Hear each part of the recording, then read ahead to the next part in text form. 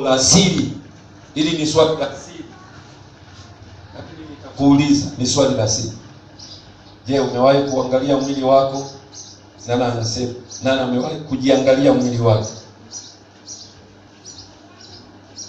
Yaani wewe tu unalala kitandani hivyo hivyo, unaamka hivyo hivyo, huangalie hata mguu, hata paja, hata tumbo, huangalia kwa wakati mwingine hata kama uone unachukua kioo unajiangalia.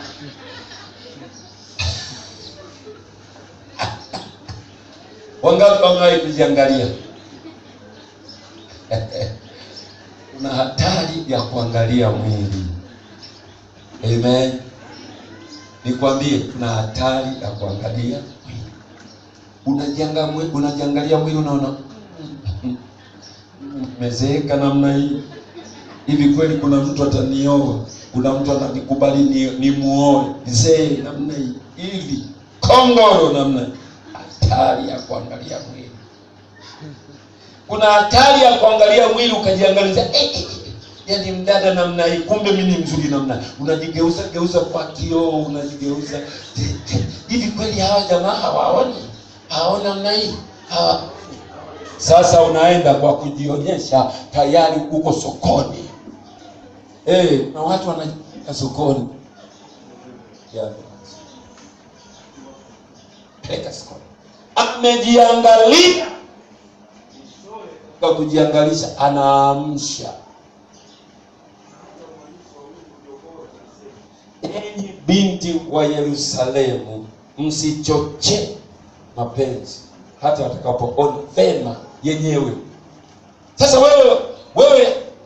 wewe yani unayachochea. Tena vijana hapa mpo mnaniangalia, hata aibu hamna. Aibu hamna ninyi.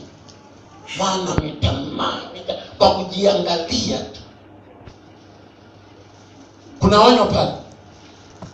Uwe Mkristo sirini, uwe Mkristo peupe, uwe Mkristo hadharani, uwe Mkristo kitandani na chumbani kwako, wakati hata rafiki, mama, baba, nani hawapo, lakini Roho Mtakatifu yupo.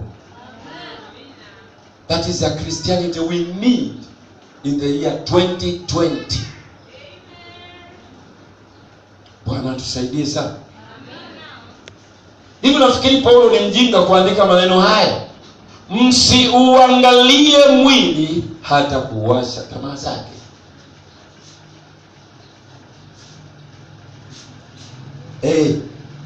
Na kwa kujiangalia mwili huo unasababisha hata aina fulani ya mitindo uanze kuwa na. Hata Mungu hajakujalia. Unanisikia? Hajakujalia kama alivyowajalia wengine kuwa na kilele cha kibo na mawenzi, lakini kwa sababu umejiangalia unataka. Sasa kwa nini ulazimishe? Kama unataka si upige, funga 3 kavu, Mungu ongeza. Itoke kwa Mungu. Sasa wewe unailazimisha. Nyie mna matatizo. Mwingine Mungu amemuumba sura nzuri, basi ni tatizo amejiangalia Mungu. Anakuja kijana unamrembulia. Unataka afanye nini? Akifanya la kufanya utamlaumu. Ninyi vijana ruksa mkimuona huyo. Ila uje kwangu sasa, mwambie mchungaji, mimi nimemwona binti fulani ananifanyia hivi. Sasa hamna cha mazungumzo, si anakutaka njoo. Tawafungisha harusi hata Jumatano. Haleluya! Amen. Asema haleluya! Nirudi kwenye point. Una miaka kadhaa tangu ulipoamini. Umesafiri mwendo wa kutosha. Ulianza safari ya wokovu kwa nguvu na kwa ujasiri. Umepambana na mengi. Yana nasema kwa kweli mchungaji. Yaani huu wokovu. Yaani ile bahari ya Shamu tulipovuka, nilifikiri ndio imetosha. Tumeanza kupambana na jua huko jangwani. Mchungaji, mapambano. Hii nchi ya hali tunayoiendea yenye kujaa maziwa na asali inahitaji mapambano. Haleluya. Amen. Umepambana mengi kwa kweli, nakupa hongera. Mwambie hata mwenzako hongera. Hongera sana. Lakini nikupe neno moja. Umeanza kuchoka kabisa. Nyayo zako za kiroho zimechubuka. Yaani zile nyayo za kiroho zimechubuka. Unaanza kuchechemea. Wakikwambia maombi ya mfungu, maombi ya mfungu. Wakikwambia ibada Jumatano na Ijumaa ufike ndio tu Ijumaa. Zimeanza kuchubuka. Wakikutangazia michango, hapo ndio vidoda kabisa, utembei. Mungu atusaidie. Bwana asifiwe. Nyayo zako za kiroho zimeanza kuchubuka na gurudumu zako za kiroho zimetoboka. Upepo umefuja. Maombi hata huwezi kuomba. Una maombi, unalalia maombi ya mama ama ya baba ama ya mumeo, wengine ya mke wake. Omba. Hiji baba pale nyumbani, omba. Basi akiomba mke wake, hata yeye yani gurudumu zimetoboka. Zimefuja mnaflati kabisa. Unalalia maombi ya mke wake. Wengine wanalalia maombi ya mtoto. Omba. Unaenda kanisani. Omba. Kesho omba. Ni vizuri aombe mtoto sana. Ni vizuri sana. Lakini wakati mwingine piga maombi mwenyewe. Sasa wewe gurudumu zimetoboka. Zimefuja kabisa. Fofo kabisa. Mungu atusaidie sana. Yaani saa ya ibada mtu mwingine ndio kibarua kimenoga. Hivi kibarua na ibada lipi la maana? 2020 tunataka tuweke mkakati kabisa. Asiyefika ibadani ashughulikiwe, maana huyu ana moyo mbovu. Sasa hiyo mioyo mibovu itatuletea mabalaa. Haleluya. Mungu asije akatuchukia. Hukuitwa hapa kuja kufanya kazi tu. Kwanza kazi ni kibarua cha pili. Kibarua cha kwanza ni ibada na Mungu. Moyo mbovu kabisa. Kibarua. Na ni mwanadamu. Hivi kwa nini humfungiaji tatu ili aache kukuzuia? Tena kwa makusudi kabisa. Alafu na wewe unalenga bosi amekataa, kumbe sio bosi ila ni moyo umetoboka.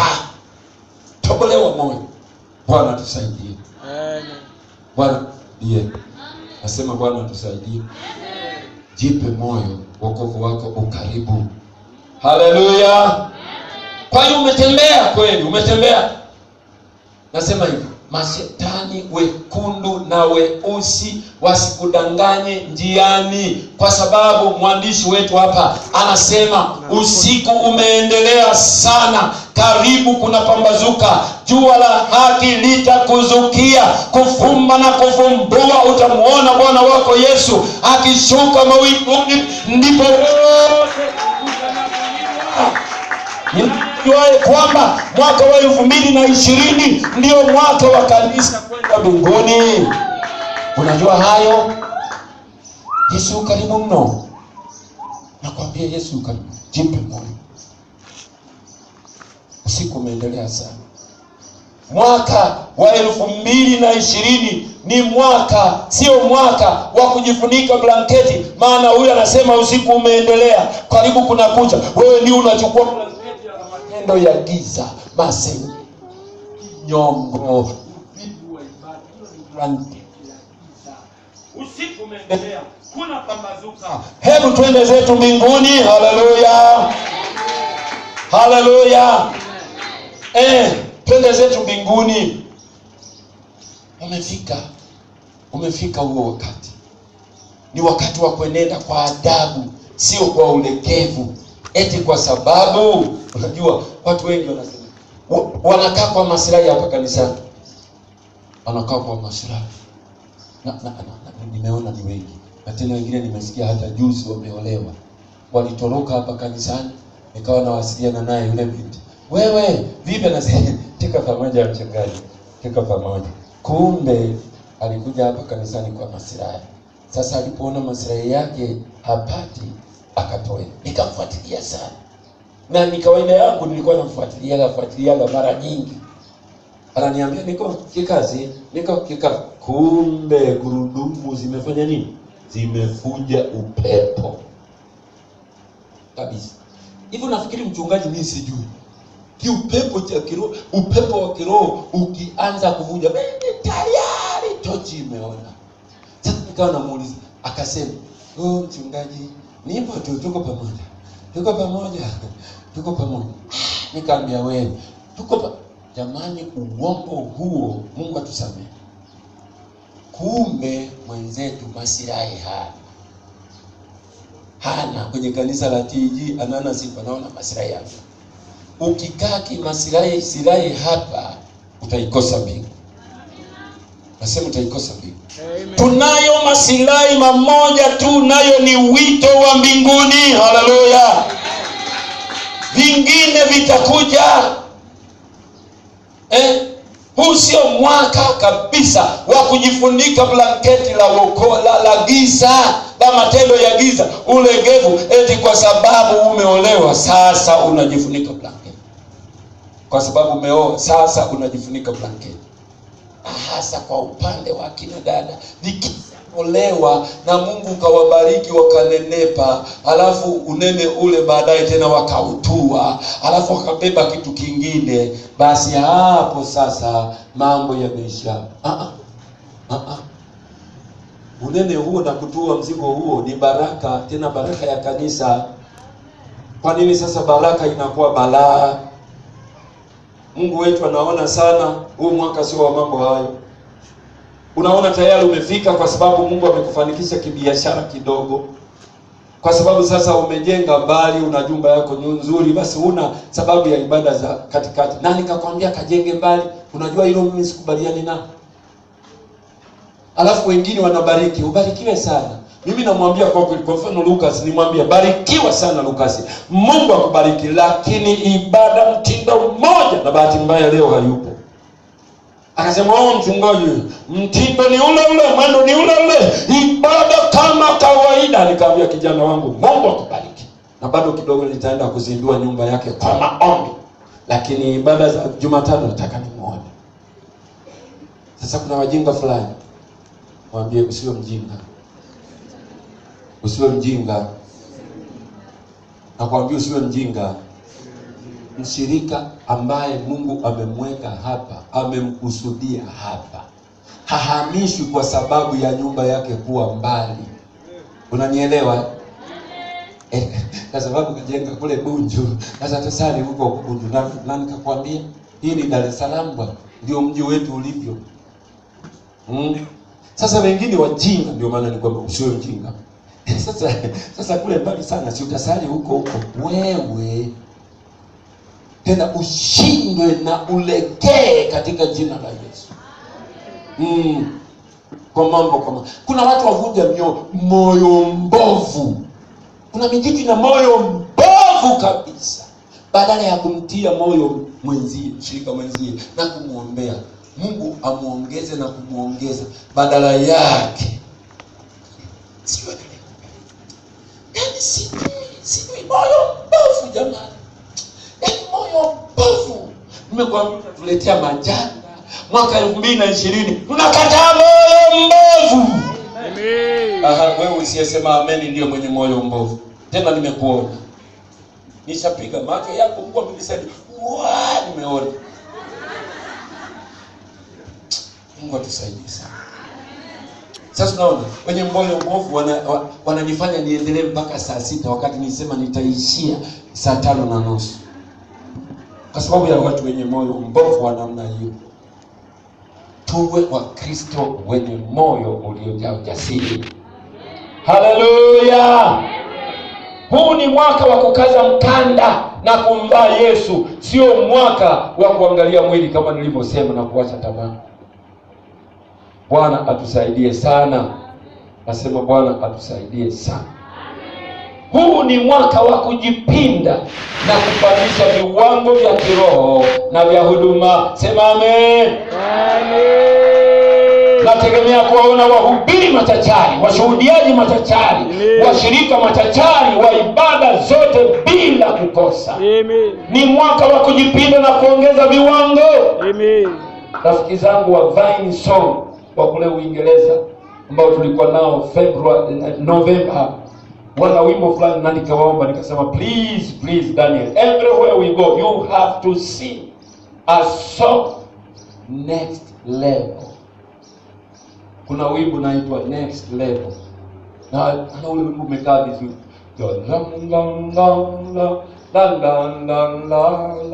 La la la la la la. Next level. Mwaka huu, nisikilize, mwaka huu ni viwango vipya vya kiroho, vya huduma, vya maombi, vya mifungo, vya ushuhudiaji, vya utoaji, vya kila kitu. Haleluya! Vya kila kitu. Haleluya! Okay, ninapomaliza, sikiliza. Kwa nini Mungu amekuleta mwaka 2020?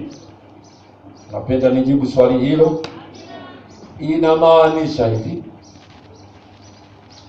mwaka 2020 unamaanisha kwamba uko karibu kuifikia mbingu.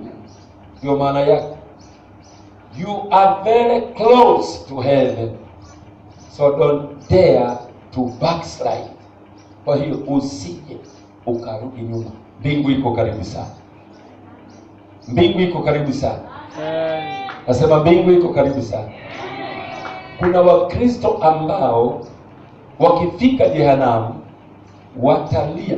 Yaani ule uchungu wa moto, una nafasi ya kuleta mateso kwako kiasi fulani kikubwa. Una nafasi.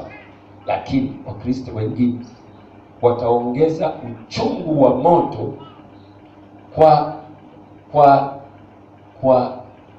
kwa kuachia tu. Yaani naachia hapa, kumbe Yesu ndio anakuja, halafu naachwa uchungu huo haubebe. Yaani jehanamu itakuwa mbaya kuliko watu wengine wanavyousikia moto. Wewe utausikia vibaya. Maana only a second. Mwaka 2020 maana yake umeikaribia mbingu sana. Shika sana kitu nacho, mtu asije akakunyang'anya. Unapolegeza, kumbe ndipo Yesu yuaja. Ndio maana ujumbe wangu nasema kaza mwendo, safari bado ngalipo. Na mwandishi wetu wa kitabu anasema tushikilie ujasiri wetu hadi mwisho. Yeye anasema mpaka mwisho. Kumbe tumeokoka lakini hatujaokoka. Hivi unanielewa eh? Umeokoka na dhambi, wewe si mtenda dhambi, lakini hujaokoka kwa sababu bado hujaifikia mbingu. Nikupe mfano wa mwisho. Mfuasi mkubwa wa Mtume Muhammad leo. Nimalizie uona sio? Mtume Muhammad sallallahu wa sallam. Mtume mfuasi mkubwa anaitwa Abu Bakar. Ninacho kitabu pale nyumbani. Nilikuwa nasoma. Nipewa kule niko shule ya Biblia. Kinahusu Introduction to Islam.